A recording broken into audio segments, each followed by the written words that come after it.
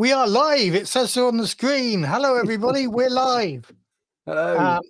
And I know we have some viewers because there's people commenting already on our live chat. Hey, Mohammed. Hello, Frank. Hello, Andy and Paul. Hello, and everyone. Dumpster It's Int, probably whoever you easier. are. I'm not sure we know who you are, but you're welcome. I Yeah. am Matthew. And I'm Dave. Well done. A bit slow, but there you go. Yeah, well, I was kind of expecting you to say something funny or attempted to say something funny, like, and he's Dave or something. I don't know. Anyway. Well, yeah. I normally do. But then when I say, and he's Dave, you say, and I'm Dave. And then it kind of, so I was giving you space to say, I'm Dave. But then on the podcast, you can edit that out, whereas you can't edit that out here. So anyway, good evening, everyone. And thank you very much for coming along to our question and answer session. Ask Us Anything. Tales of the Old West has now been going for 23 days, 24 days even in its Kickstarter campaign. We are blown away by how well it's done and how fabulously everyone has supported it. So thank you right off the bat for that. But there's a few days left, and we wanted to take the opportunity to put ourselves out there and make ourselves available for any questions that anyone might have. Doesn't have to be about Tales of the Old West even, but I guess naturally that would make sense. But yeah, so here we are. We can also solve any problems you want to bring to us, like an agony aunt. We're very good at advice. I'm listening. Now, there are already at least one question in the chat, which we might get to, or even more. No, it's a stupid question from Andy. No, I'm not having that one. We are not answering this one. Just to show everybody, go away, Andy. Just go away. We have got some questions from Bruce. Maybe we could start off with we've got one from Frank as well. This is the sort of question we want, Andy. This from Frank. Look at this. This is a sensible question. It is. You must be chuffed with the progress so far. Is there anything that you already know you would do differently in your next Kickstarter? Okay, serious answers only then, because there is, it's obviously, the immediate answer is don't not do it again. Yes, there is one thing. So I think we've done quite a lot of thinking, quite a lot of work about stretch goals before we started. But what we hadn't really kind of sat down and like scenarioed through was, what do we do if, what do we do if we blow through our target in 5 hours? We hadn't had that conversation, and we probably should have done. So I think we could have planned the stretch goals for various scenarios much more effectively, because we did find ourselves like hastily getting in touch with each other saying, okay, what's next then? Well, this is on the list. Is that what we want to do? Where do we want to set it? And so it did become a bit frantic in those moments, and we could have planned that better for sure. Yeah, of course, there's a thing about planning your stretch goals in that you kind of think you're cursing yourself to failure. You're counting your chickens before they're hatched. And I think one great bit of advice came from Shep, Dave, when we'd set up our screen, we'd put some stretch goals up, and Shep said, "Don't put the stretch goals up. It was like, whatever you do, don't commit to the price. No, don't do that." Yeah. So I think the fact that we could be a little bit flexible with the targets of the stretch goals. I mean, not that we changed them very much. No. But that was really good advice. And we did at the beginning. We went for we knew we wanted that £10,000 stretch goal to let us afford the book that we wanted. Yeah. But after that, we did a couple of just £1,000 ones, and we were burning through those so quickly that we went back to £2,000 ones, and that seemed to be a really good place to be. If we set that in stone when we launched the Kickstarter, we'd have been the victims of our own success or failure or whatever, and that would have been a bit of a challenge. Yeah, I would just like to say a great thank you to Shep Shepperson, and all the other people who've given us advice about kickstarting. I think we did avoid a lot of schoolboy errors, frankly, with that advice. So that has made the process a lot easier than it might otherwise have been. But I think I think Frank, I mean, we didn't really have a marketing plan, but we did have a lot of stuff we wanted to do for marketing. We could possibly be a bit more organized on that next time. But we did have a bit of a plan, actually. It was one of our most planned things. It just goes to show how badly planned everything else was then, doesn't it?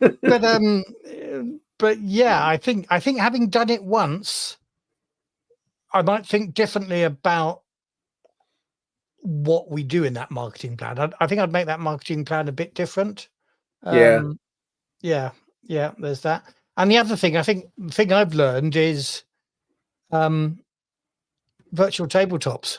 Virtual tabletops are what people want. It does seem to be so, doesn't it? Yeah. And I don't know whether we would have done anything differently.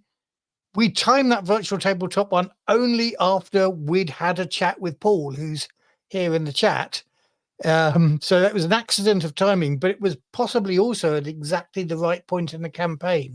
Because it gave us a little boost just as we're hitting the depths of the doldrums. I mean, it's interesting. If you look at the way the campaign's gone, after those first 2 days, which were really good, we've kind of been running at a fairly steady rate. We've had our low days and our slightly higher days, but then if you look at the graph, you've then got the one big step up, which was the day where we announced the VTT and the day that we got the VTT funded. It all happened in less than 24 hours. Yeah. And I think having that mid-campaign was great, but I don't know, maybe I think about doing it earlier in the campaign or even later in the campaign to be a bit of a climactic one. But so planning stretch goals might be a different thing we do differently next time. I think we just do it a bit more thoroughly, I think, and we would, because I think part of the problem was not knowing how well we were going to do. It's very difficult to actually plan the stretch goals. Any plan becomes useless once you engage with the enemy. Not that our backers are the enemy, of course. Let's rephrase that one. But we could have kind of exercised out different scenarios and had a clearer plan, so it was slightly less frantic than it might have been. Yeah. Do we want to do one of Bruce's questions before we move on to some of the other ones on the chat? Yeah, why not? Which one did you want to go for? Well, I thought we'll go for the one on the list you presented. That's at the top of the list, and that is why 1873. Now, Dave, actually, I want to ask why 1873, because I remember writing categorically in the principles of the game it was going to be 1880, 1881 or something, and then suddenly it was 1873, and it was you that did it, Dave.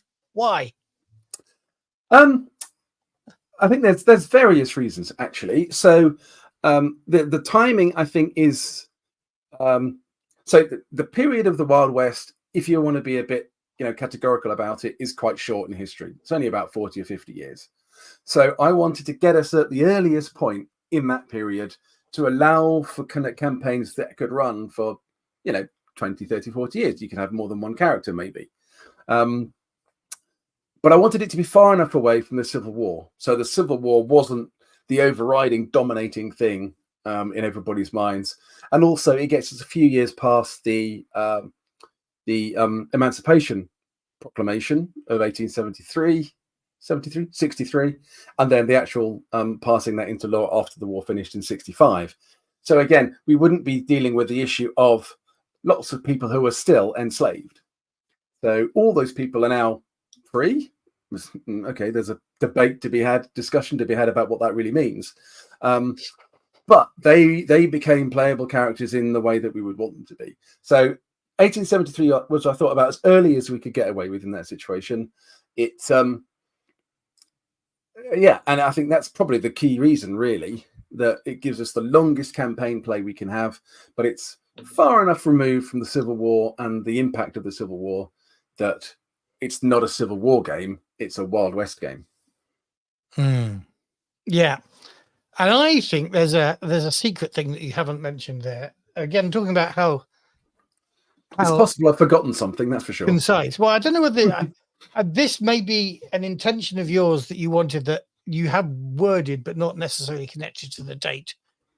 You're very keen to kind of turn this into a generational campaign, and have the opportunity to do that. Yeah, if you start 10 years later on, like I wanted, that that's a whole generation effectively that you've just missed out on. So that might be it. There's definitely something in that, which is kind of like making us giving as much time in the period as possible for the players to develop their campaigns and their characters. Yeah. Okay. And I've got another one for you here, Dave. Okay. So from Dumpstat Int, welcome to the chat, Dumpstat Int. Hello. I have a question regarding trouble. With the chart, if you roll a 6, you move up a column. Are you worried that you could possibly scale from a column 1 to a column 4? The curse of Rolemaster. I just extra point there, Dumpstat, for remembering Rolemaster, and indeed one of the curses of one of the many curses of Rolemaster. I'm going to tell you. I did enjoy Rolemaster though. That was a good game. I did enjoy it very much back in the day. Okay, so to answer your question specifically, am I worried? No. I will elaborate a little bit though. So I think the idea that trouble can suddenly build up on you is a fine thing. I think I liked that. We originally had it where you wouldn't, there wasn't the opportunity for a 1 die of trouble to become 2 dice of trouble in that sense. And it felt then that 1 die of trouble actually isn't that much trouble on the whole. We have changed the table a little bit then to make it slightly more inconvenient and a bit worse, but it just felt like it wasn't enough threat. So in playtesting, players were like, 1 die of trouble, I might as well not worry about it. Yeah, exactly. And what I wanted was there still to be that little, itch of doubt in the back of their mind that I can take this, but actually it could get much worse if I'm unlucky. So that's the reason why we went for the idea that rolling a 6 on that column boosts you to the next column. I hope that answers the question. And I am not worried either. I am worried. Yes, it may happen, and suddenly 1 dice becomes 4 dice. But one of the things we want to encourage people to do is to earn faith and spend faith on their rolls. And that worry, as Dave says, that you might go from 1 to 4 dice worth of trouble with some really bad rolls. I think just that little added bit of incentive to say, I'm gonna spend that point of faith there to do that. I did have I think I've spoken about this on other interviews, so I don't want to bore people. But one of my favorite ways of paying faith was every single one would cost you a faith point, and you'd lose your pool really quickly. I play tested it in 1-2 sessions. Players really hated that, so we're not doing that again. And this... now, in principle, I like that idea as well. I thought, but and I was interested to hear your player feedback, hating it as much as they did. But I think that idea of spending extra faith on buying off your rolls, I think, gives us a little flavour of that bit. Yeah, and I think that the risk of going from a 1 to a 4 is very low because you could have to roll 3 6s.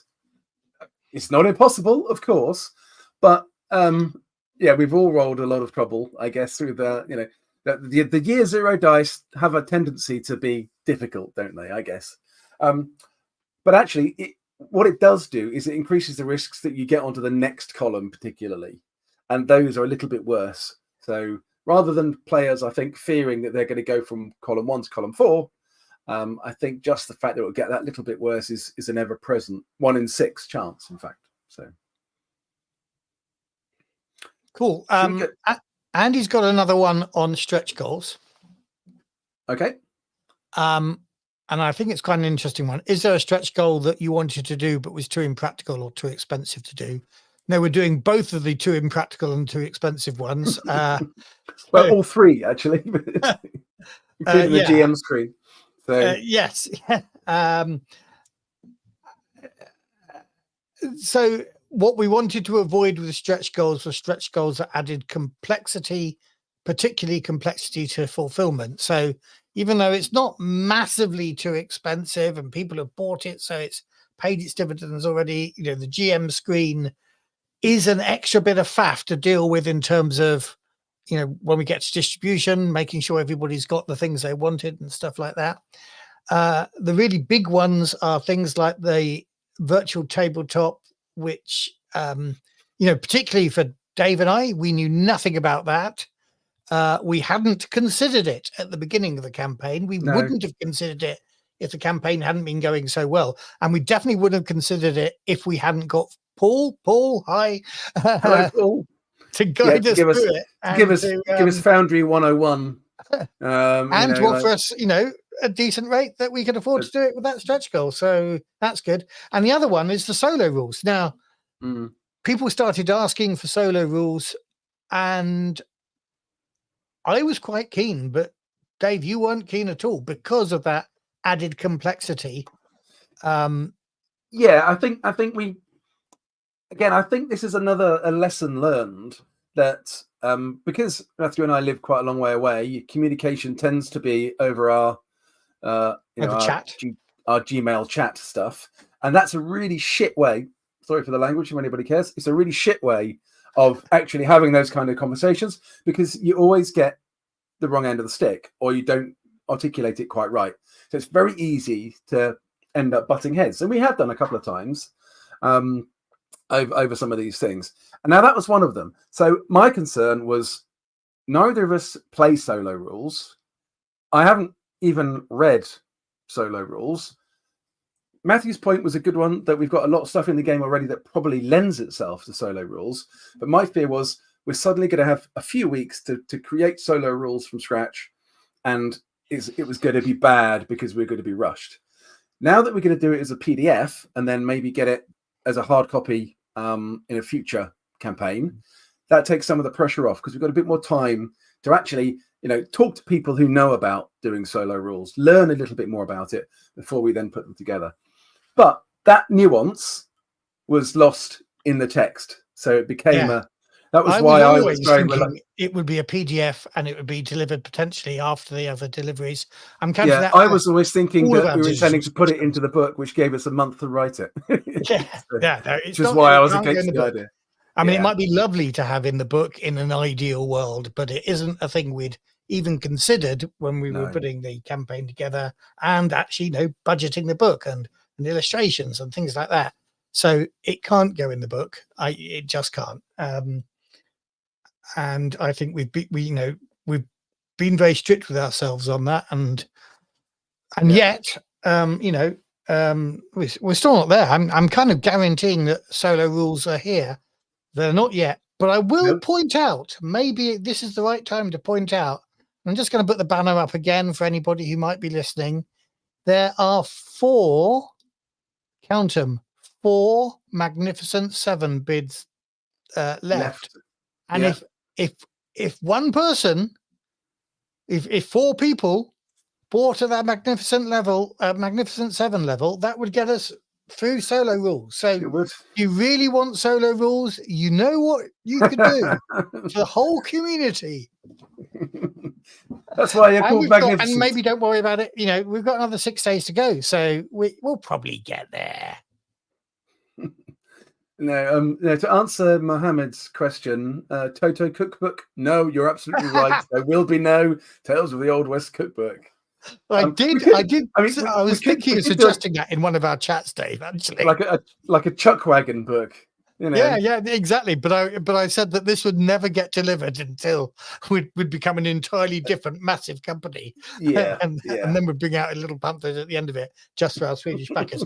For those who don't know the story, Free League, for the Swedish version of Coriolis, had made a stretch goal of Costa Costulus writing a Coriolis cookbook, and they were laughing about it a bit when we first went to interview them years ago.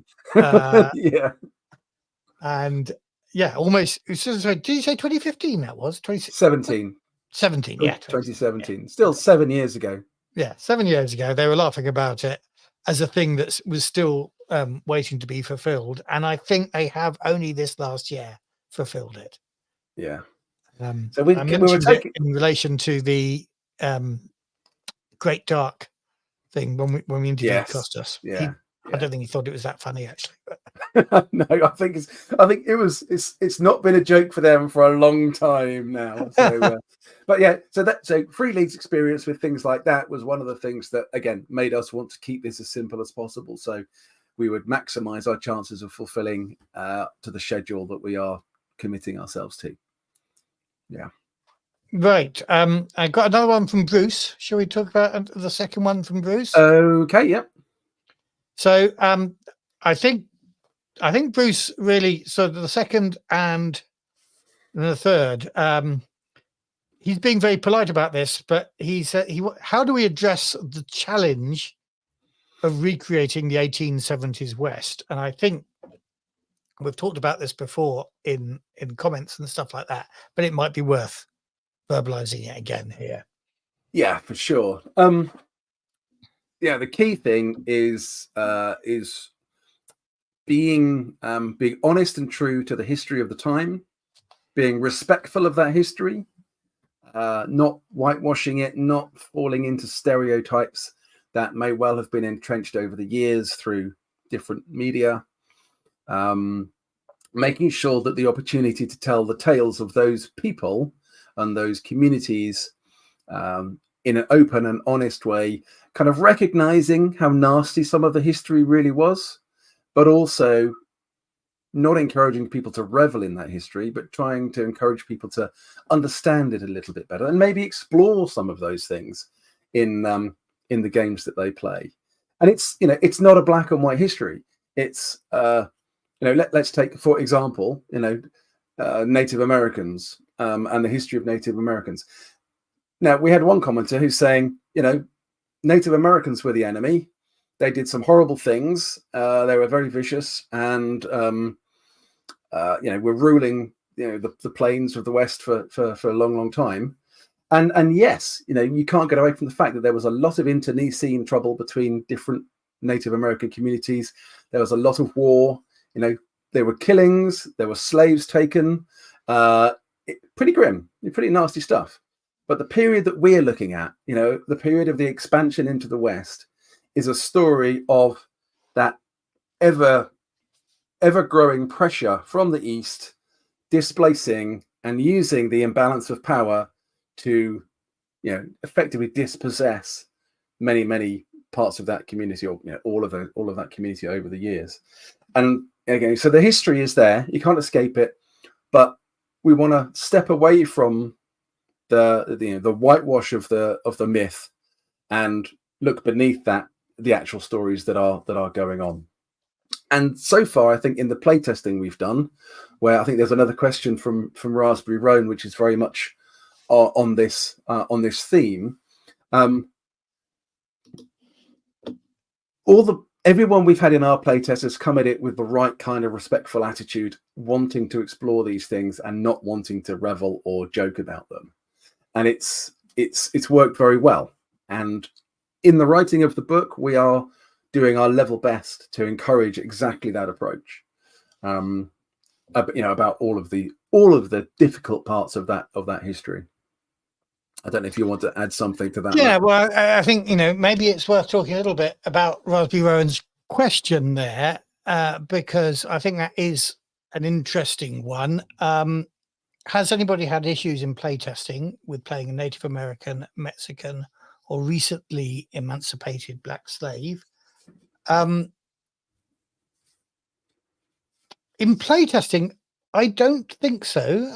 The other group, your local group, I mean, I'm playing I don't actually know whether I've been emancipated or whether I was born free, but my character is black in the campaign that you run.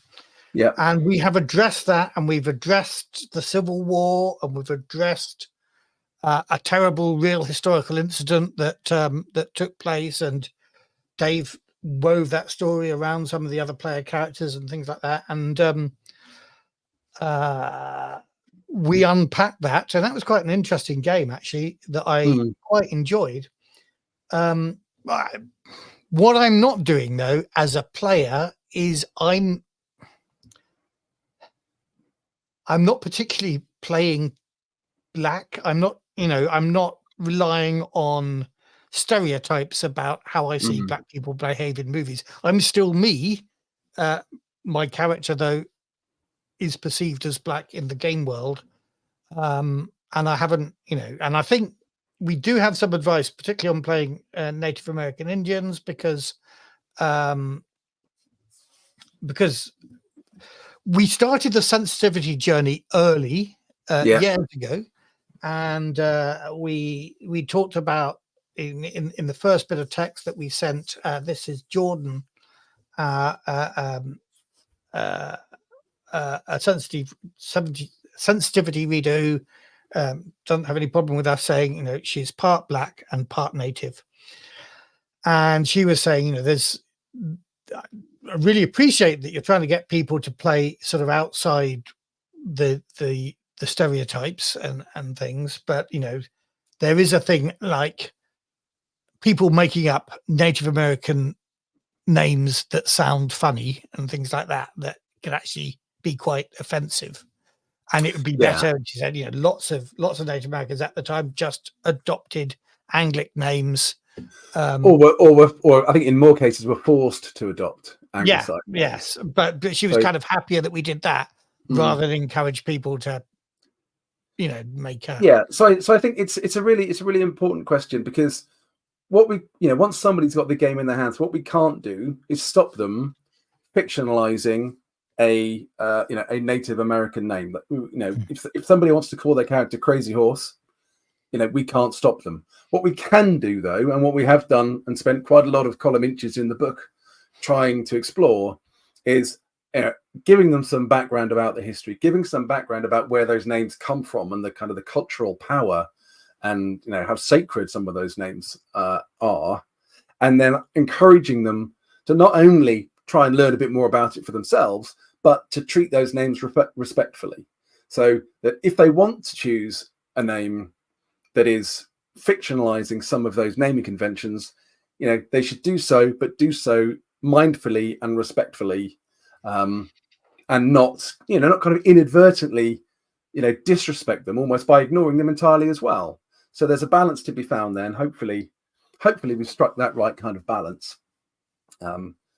But I think Raspberry Roan, it could be a stumbling block for some players, and I think there are certainly some people we've spoken to in the US for whom the history is a little bit too close to home, and it means for them this isn't a game they would want to play, which is fine. I mean, there's a lot of people in the US we've spoken to who are very keen and very interested to get involved and get into the game, but I think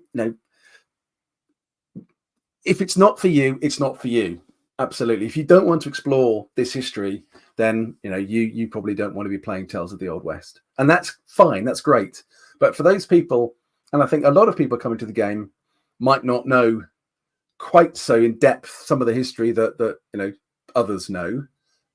Hopefully, by playing the game, we open a door to seeing some of that, and might spark an interest that gets them to go off and do some more reading and some more exploration of the real history for themselves.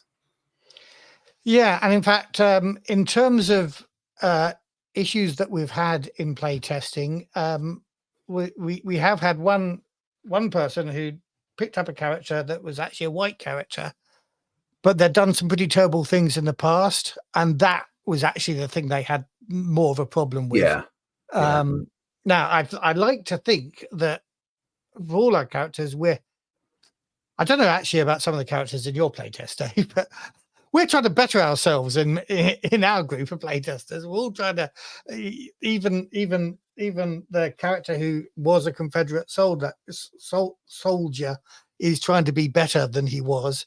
And I'd like to think that most of our player characters will play like that, rather than celebrate the cruelty that their characters might have done.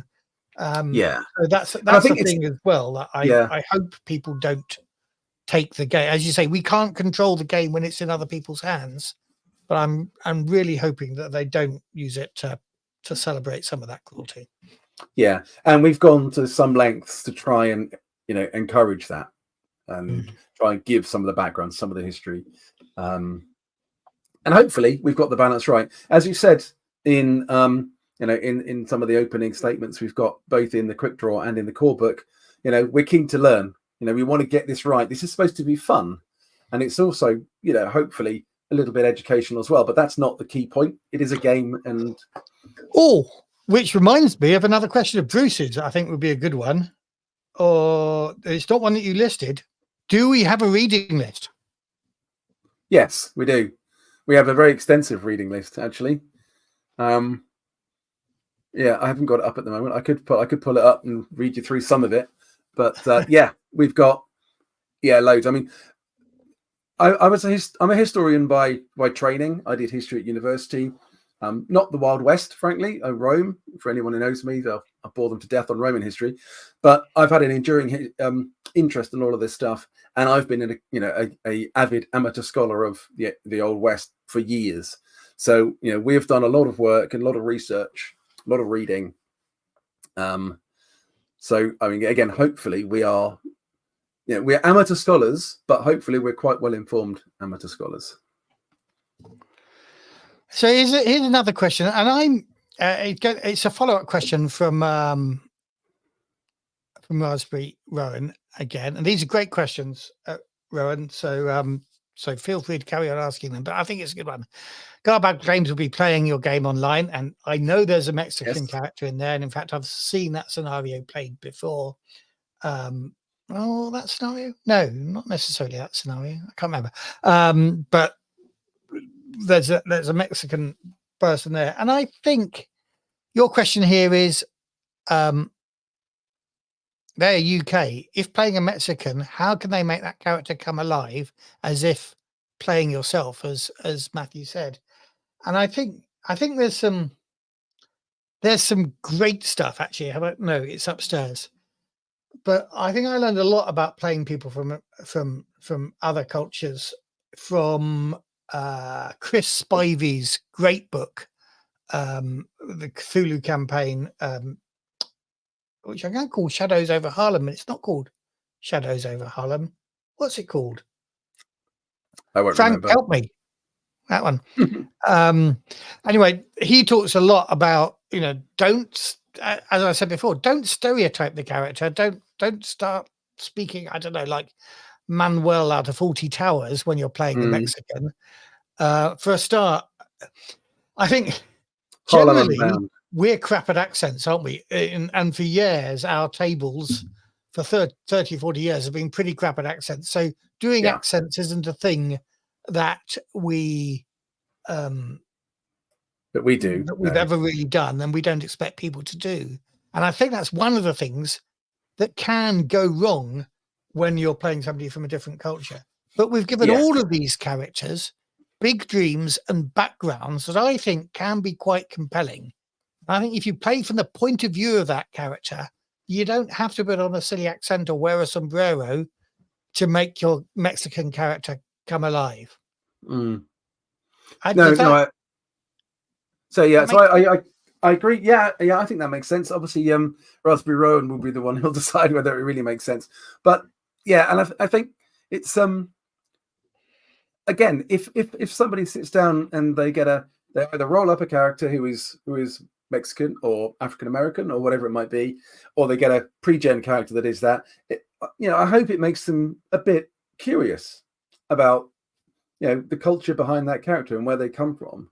And I think that's a good thing. If we can get people curious about that kind of question, then that will definitely help them when they're playing the character to avoid foolish stereotypes, which we want to avoid.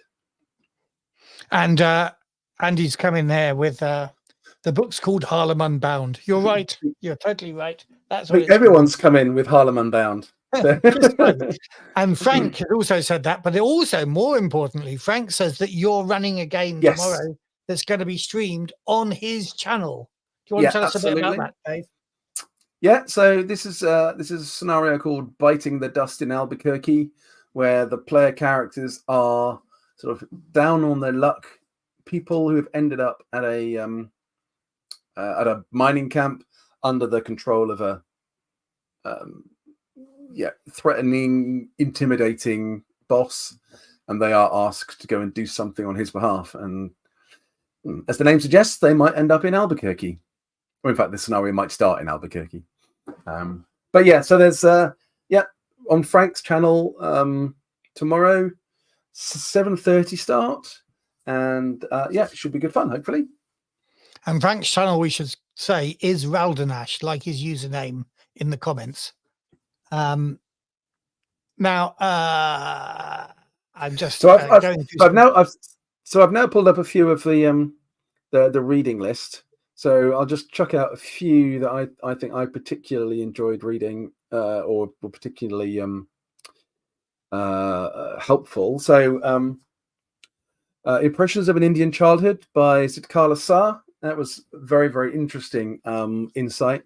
Black Elk Speaks is an excellent one as well. Very, very good first-hand account of his life and the life of the people that he knew when he was very young. I mean, there's a lot on Native Americans. River of Blood is a good one about American slavery. Again, it looks at it from the point of view of personal testimony of some of those people. And there's another one, Uncle Tom's Story of His Life, which is by a man called Josiah Henson, who was a slave, who ran away to Canada in about 1830 and then became a preacher. And again, it's a very, very interesting insight into the slave life that he experienced. And but yeah, so that's just a tiny taste of some of the books that we've been drawing upon and using to inform our decision making. And tying in with that, and tying in with Andy's question here, you've obviously done a lot of research on the setting period. What was the most unexpected and surprising thing that I learned? And I think Cult of Glory, which is another book that we might have in the list. It's on the list, yeah. Is one that totally changed what I thought the Texas Rangers were.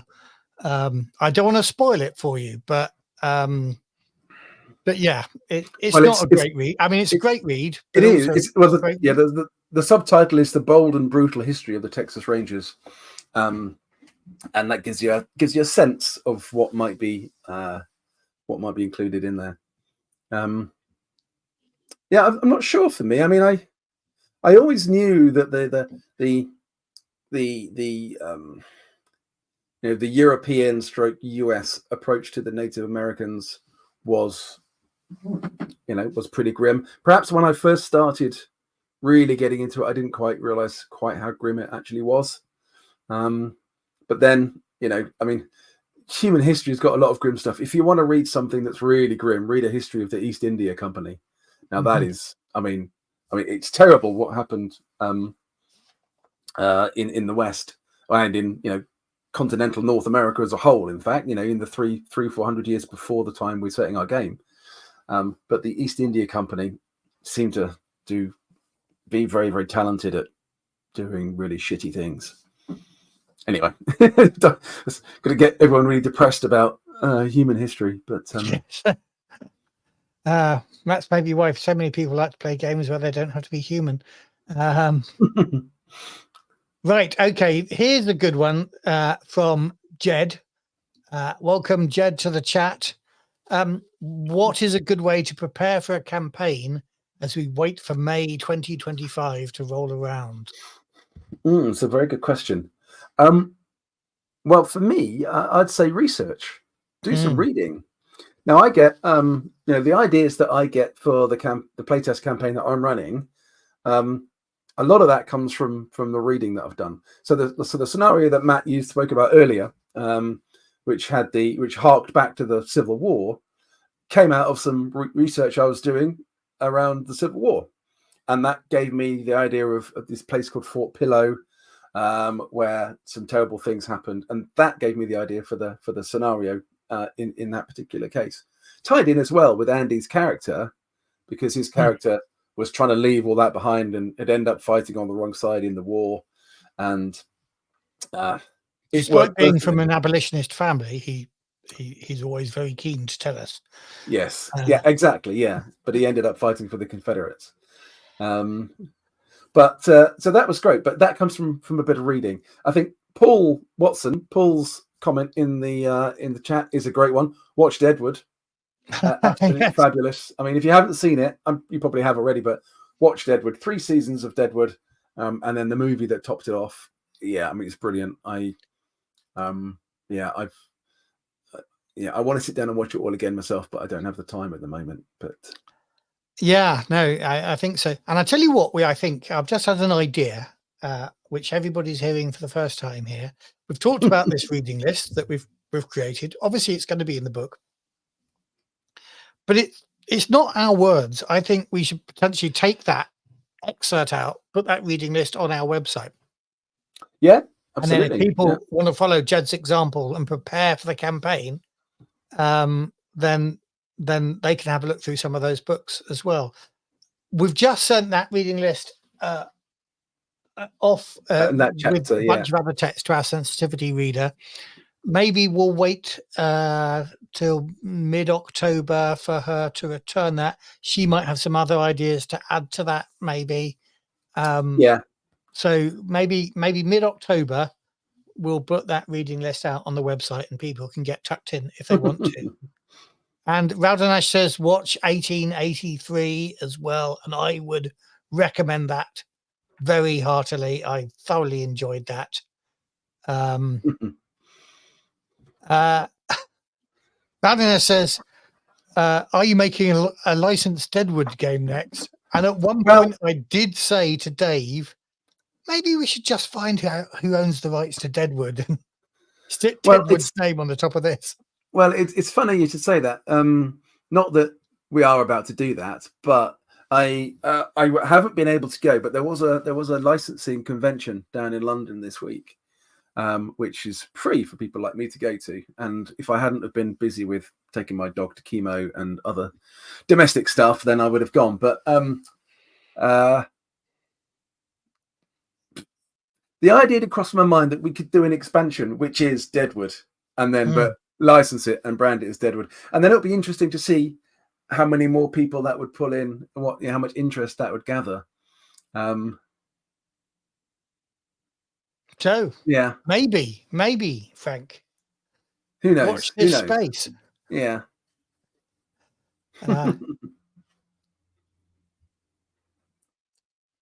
Okay, here we've got another one.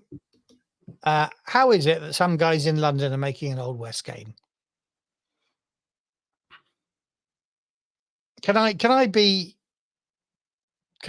say this? I also noticed earlier on, or indeed England, you're right, we're not quite.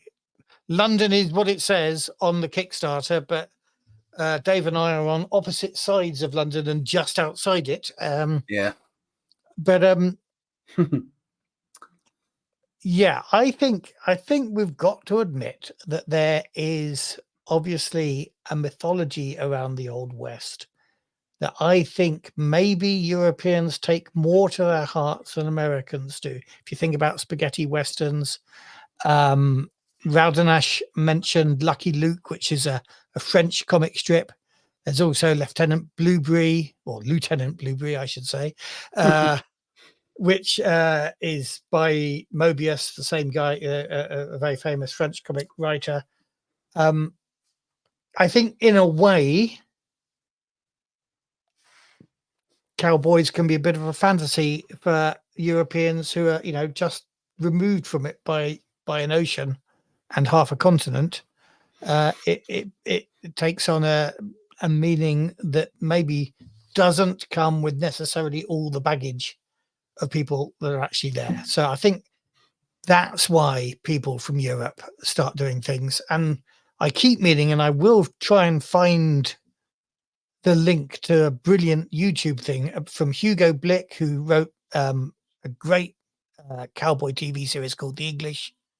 Sorry, I didn't mean to press that one. Which one am I pressing now? Good. I'm glad you're on the way home, Bruce. Excellent. And he writes about what cowboys mean, I think, for him as an Englishman, and I think that's quite an interesting thing to watch as well. Yeah. So I think it comes back to something you said earlier, Matt. But I'm kind of forgetting what it was now. But You forget a lot of stuff I say. I Like when do. I said No, we wouldn't put the blooming solo rules in the book. Indeed. I think we've always had an enduring interest, as I said earlier, about the Wild West. More than once, we've tried to get a Wild West game together. I created one once many years ago. We played things like Boot Hill and Aces and Eights, but it never really stuck. We're never interested in the supernatural side, so Deadlands wasn't something we were interested in, and it's taken a long time to get to the point where we've now created this game. I think as Matthew says that there are perhaps some people in the US who are going to be too close to the history to find it either interesting or palatable that want to play. So that remove, I think, maybe makes it a bit easier for us to get stuck in, perhaps. But also, we're coming at it, as I said earlier, with respecting the history, with enjoying the mythology, but wanting to take away the stereotypes that come with all of that. So hopefully, again, as I said before, we're trying to get the balance right, and you'll all be the arbiters of how well we've done that. But hopefully, we've got it right. We've worked quite hard to try and do that. We're coming thick and fast with questions here, but then another one here from Wizards of the Tower, which I can quote: "How easy and how deadly and how easy will the gunfights be?" We're quite proud of this, aren't we, Dave? They're going to be very deadly. easy and very deadly. Yeah. So gunfights tend to be short, as you might expect. The trick in the game, if you get into a gunfight, is to put the other guy down as quickly as you can. We have mechanics in the game that your weapon will have a crit value. That's the number of successes you need after your first in order to inflict a crit on your enemy, and people do tend to go for that because you want to put the man down. You want to stop the guy shooting back at you, because one shot can kill you, as we found out in the playtests. So yeah, they are deadly. They are fast. We do add some things to try and improve the kind of authenticity of the feel of how they work. So when I went to Tabletop Scotland, I bought this for a bit of fun, just a prop to play around with. It's really rubbish, but it was brilliant in explaining to people about how single and double action guns work, and we try to recreate that in the game. Your single action gun takes you longer to use because you've got to prepare it, you've got to pull the hammer back, but then you get a slight bonus on your attack because then the trigger is really light, so you're not having to pull it really hard like you do with a double action gun to get the weapon to fire. So things like that we try and wrap in, but we haven't made it clunky, we haven't made it crunchy, and that seems to work really well. People seem to get the hang of that very quickly. Yeah. And an ancillary question from Paul here, and it's an important one because he's building out virtual tabletop, so he needs to know this. Are we planning to add some sort of gear dice to weapon stats? No, we're not. So there are bonus dice to weapon stats, but it's not gear dice. Yeah. They just add to your pool. Originally think about using gear dice like they have in Forbidden Lands and in original Mutant Year Zero. But we quickly wanted to simplify that. Yeah. So yeah, you get extra dice when you shoot with a particular weapon. Well, you might get extra dice when you shoot or hit with a particular weapon, but you're not necessarily singling those dice out. So the only different dice you have in your pool are the trouble dice that we've previously mentioned. Yeah. So your weapon, particularly pistols, will have an attack bonus, although it might be a negative, possibly, and a draw bonus, or potentially a negative. And the draw bonus is the bonus you get when you are, as the name suggests, trying to draw your gun in a hurry in the middle of a duel, or a situation that is basically the same as a duel, where you've come across an enemy, you both know you're about to shoot each other, but you haven't drawn your guns yet. So you might want to select your weapon to be quick on the draw and slightly worse in terms of accuracy, or accept that you might be a bit slower, but know that you'll probably hit the guy more likely So we've got tactical questions like that for you as a player to decide about what gun your character wants to use. And kind of related to that, it's not just guns. Another one from Wizards of the Tower: will there be melee, fist fights, knives, swipes? I'm guessing that is, or maybe it's wipes in the cinematic sense. Yeah, maybe. Yeah. A la Zorro. And yes, there are full melee rules as well, and that can include swords. I think Zorro is a little bit early for our period. I mean, obviously he's an invention of the early 20th century, but he's set when, I don't know. Actually. I don't know, actually. Yeah. Whips, not wipes. Whips, yeah. So you do have the opportunity to use a whip, yes, if you wish. Lassos as well, naturally enough. So we have your ranged conflict, you have your fighting conflict, and then we also have social conflict. So we've tried to make social conflict a bit more involved. If you're trying to persuade someone, it's not necessarily just making one roll of your dice and then they either go yes or they punch you. There's a mechanic there where you effectively have a combat between you and them whilst you're trying to either intimidate them or browbeat them, depending on the skill you want to use, or you're trying to persuade them or charm them, and you can damage their stats that are relevant to their mental and social attributes. So you can break somebody in a social conflict, and if you do that, they'll either get angry and turn the table over and storm out, or they might become very doubtful and lose the conflict that way. So those are the three types of conflict, but we're all trying to make them all, because shooting each other is so dangerous. We want to make the social conflict engaging and fun, and not just one dice roll, because that's going to happen a bit more regularly if your players are being a bit cautious about drawing their weapons. And Wizards of the Tower has confirmed it is a bit early for our period, 1840s to 1850s. But I think it's also worth saying, and it touched back on an earlier question that I probably can't find now to put on the board, but somebody said, what are we going to do next in terms of supplements? I think that was Andy asking that. I can't quite see it now. And I think, we have discussed focusing on other. So we've got New Mexico in the core book, but obviously there's loads of other geographies and climates and cultures across the West that could be worth unpacking. And there's things like when we the first day or two that we started talking about this game, Dave and I were thinking it might be a sort of Oregon Trail sort of game. So all of that is in the mix, and that means not just other geographies and other parts of the West in the 1870s. It may move forward and back in time as well. So I can envisage that each, let us say, campaign book, I don't know quite what format we're gonna make them, but each campaign book would focus on a particular part of the country, but also potentially a different part of the history of the period. So we'll let you know as soon as we've kind of nailed down on what it is we want to be doing next. But I've got to say, if we were going to publish a Zorro style, obviously somebody else has got a license for Zorro, but if we were going to look at California in the 1840s, or the Spanish bit of the Southwest, I'd be looking at getting somebody closer to that culture to write that, and we'd help them write that and turn it into a great book. Actually, I'd whereas I can do the Anglic colonist experience because we are English. I think there's some interesting stuff that I'd like to encourage other voices getting. Yes. Writing that.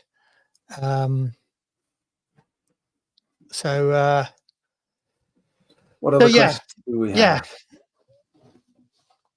Now we're having a discussion about Zorro. So I think California by the 1850s was part of the US. I think it was 1848 when it became part of the US after the US-Mexican War and the Treaty of Guadalhidalgo. Annoyed that I don't remember it properly, but that gave swathes of what was Mexican territory to the US after the war.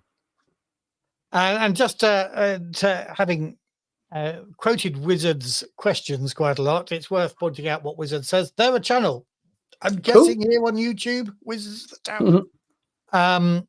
And you talk RP games, and you love the Old West, and plan on doing an episode based on several Old West games like Aces and Eights, Boot Hill, and Frontier Scum. I've got Frontier Scum, and a little secret here. Dave wasn't keen on the idea, but I was keen on making the book feel a bit like an Old West artifact. And in fact, Dave wanted the big fancy, a proper role-playing book, and I went along with him. And I was quite pleased then that we hadn't gone down my route, because we'd have been beaten to that by Frontier Scum. Yeah. Did the pasteboard book the way I wanted to do it. So just as well, we're not doing that. And we can be a part. Okay. Yes, please. Yeah. We'll look into that. That'd be maybe cool. We'll seek you out and have a conversation about that. I don't know what that's about. Sorry, I'm getting. You're just spamming the chat now, is what you're doing. Wizards of the Tower. But that's. I'll let you guys talk about that. Saul has never heard of Frontier Scum. It's a kind of Morkborgy style Western book. It looks lovely. Well, it looks lovely to me because it's the book that I wanted to make. But it's the kind of book that we are making looks lovely. So, cool. Right, and the Wizards is correcting. And okay, cool. Wizards of the Tower roleplay. Nice. I should look out for that. Saul, I have to say, has written one of our campaign tales. He was one of our stretch goals earlier on, or part of one of our stretch goals. So it's good to see you, Saul. Welcome. Yep, absolutely. Saul is one of our guest writers, which again has been great. So I put out a few requests to some people, and they all said yes. It's like, okay. I expected half of them to go, a bit busy, sorry. But no, they all went yes. And so we've got, I'm not sure what the total is now, 14, I think, guest writers in the book. So that's fabulous. And it's looking forward to seeing the work that they put together. Right, we've got 2 minutes left. And another question from Jed that I think is worth unpacking a little bit. Jed says, are Asian characters covered?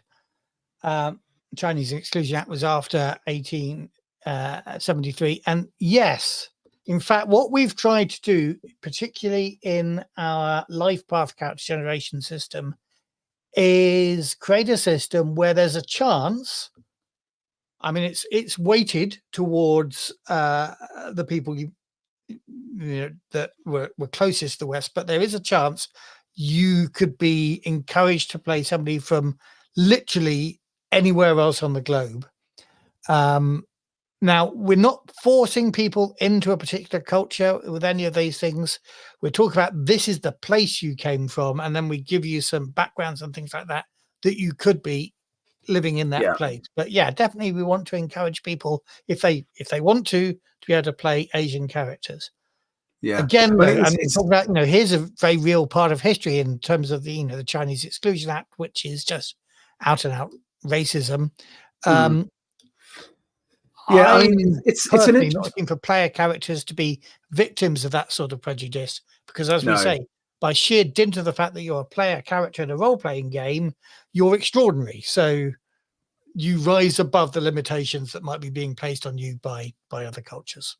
I mean, it's an interesting one because, again, having looked into the history a little bit, particularly of Chinese immigrants into the West, there's less source material out there, so it's a bit harder to get into the real meat of the history. But again, it's a history of prejudice. It's a history of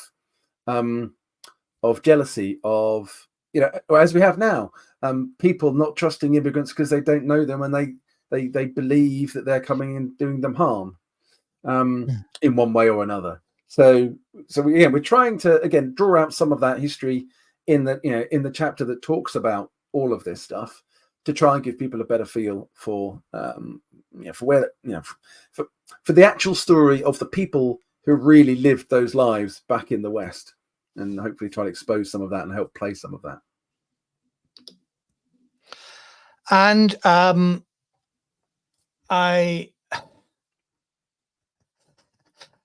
people are having a bit of fun with the tune.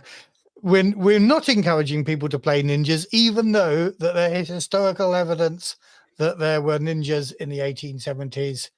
I won't say the retort to that one, but you can listen to the song that fronted our actual plays for such a long time. Yeah.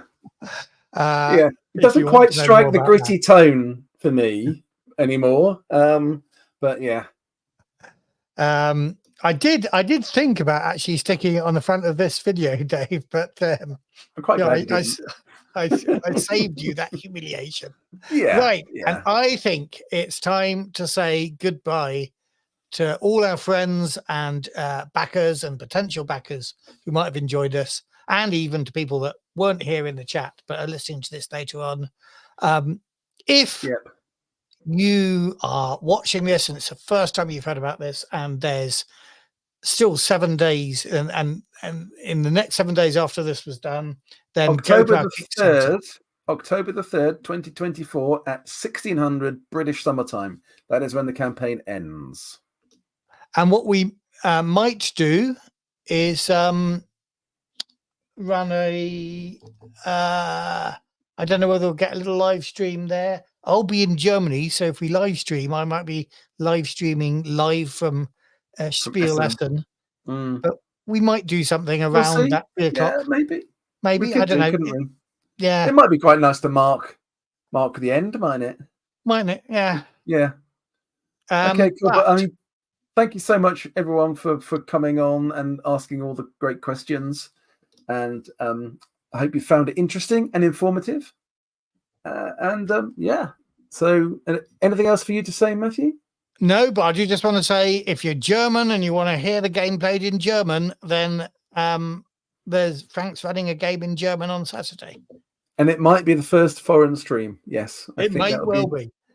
Well, the first non-English language stream, anyway.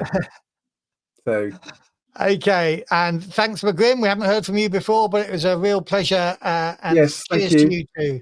And goodbye, everybody. Goodbye, and stay safe.